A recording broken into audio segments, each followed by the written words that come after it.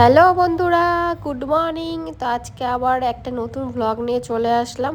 বেশি বড় ভ্লগটা দেবো না, না দেওয়ার চেষ্টা করব, কিন্তু হয়তো বড়ই হয়ে যেতে পারে, কারণ সারাদিন আমরা কী করলাম এটাই তোমাদেরকে দেখাবো। তো ঘুম থেকে উঠে চা খেয়ে ও গোটা বাড়ি ঘর মুছতে আরম্ভ করে দিয়েছিল, কারণ আমাদের বাড়িতে যে মেয়েটা ঘর মোছা আর কাপড় কাচার কাজ করতো সে আসছে না কয়েকদিন থেকে, সে ও হাত দিয়ে লেগে পড়েছে। আর তাছাড়া ও মুছলেও, ওই মেয়েটা মুছলেও এ মোছা হাত দিয়ে, এত বড় বাড়ি বলে ও হাতে মুছবে।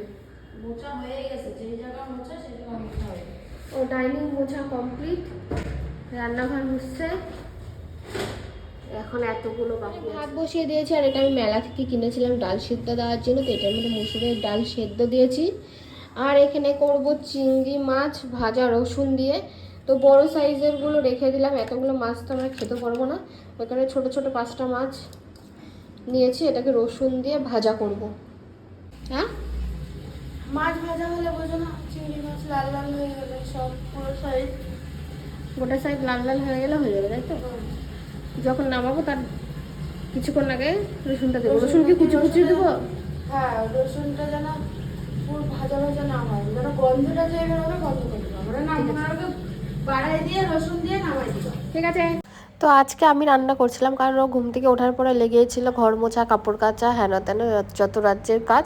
তাই আমি ভাবলাম আমি একটু শর্টকাটে রান্নাবাড়ি করেই নিই, আর আমি রান্না করবো আর শর্টকাটে হবে না, এটা তো হবেই না।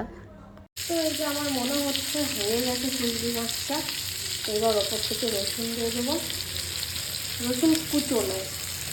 এদিকে আমার ভাতও হয়ে গেছে, এখানে কচুর মুখি সেদ্ধ দিয়েছিলাম, আর এই ডালটা এখন দেখতে হবে মিশন কমপ্লিট হয়েছে কি হয়নি, আমাদের ডাল সেদ্ধ হয়েছে কি হয়নি। তো চলো দেখে নিয়েছি হয়েছে কি হয়নি, তোমাদেরকেও দেখায়।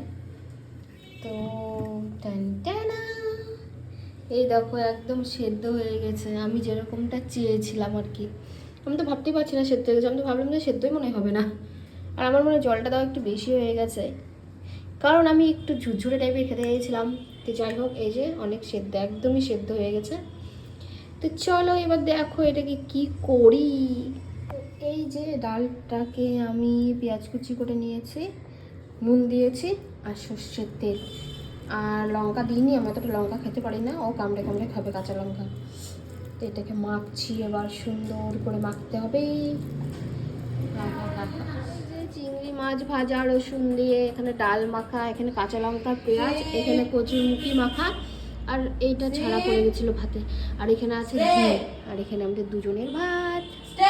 তারপরে পুতুকেও এখানে খেতে দিয়ে দিচ্ছে, আর খাওয়ার পরে আমরা ঘুমিয়ে যাব। তারপরে সন্ধেবেলাও একটা খাবার বানাবে। এত খাবার একটু পর পর কি ব্যাপার?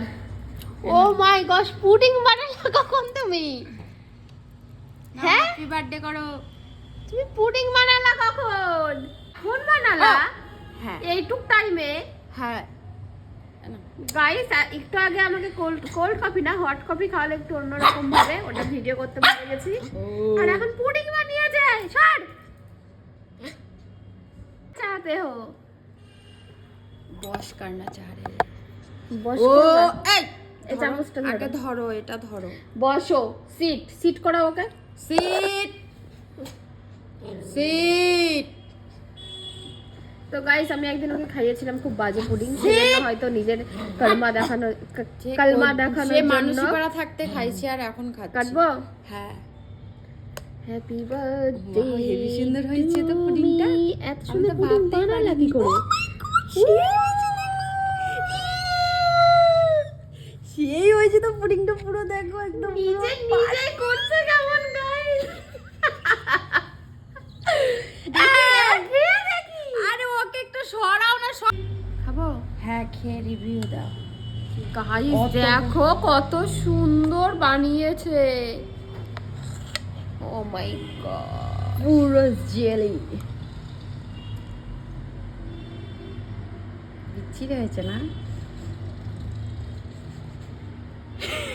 শেষ, আমি একটু খাই দেখি।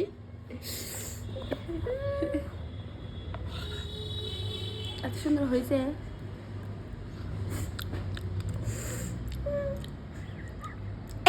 চিনি কই?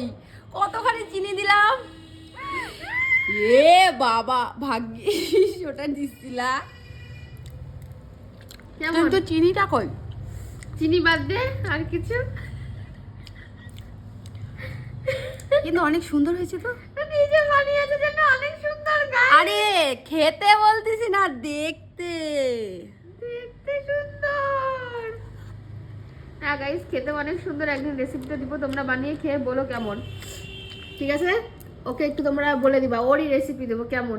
একদম ওর চুলের মতো সুন্দর, এই চুলটার মতো সুন্দর। তো বন্ধুরা, এই ব্লগটা এই পর্যন্তই, দেখা হবে নেক্সট ব্লগে। টাটা।